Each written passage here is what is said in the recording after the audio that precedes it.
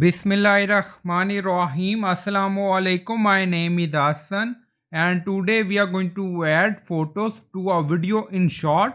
So we are using InShot video editor. So this is our video. And we are going to add photos above on videos. Now select layer like this. Now you see we select this layer. Now you see multiple option, audio, sticker, text. Now find PIP. Now you see PIP, so click on it. So PIP mean picture in picture. Now click on it and then you see photo, so click on it.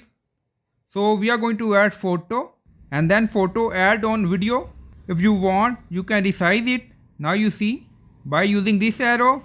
If you want you can remove it by using cross icon. Now you see direction change. Now click on it. So you can change direction also for picture by using this.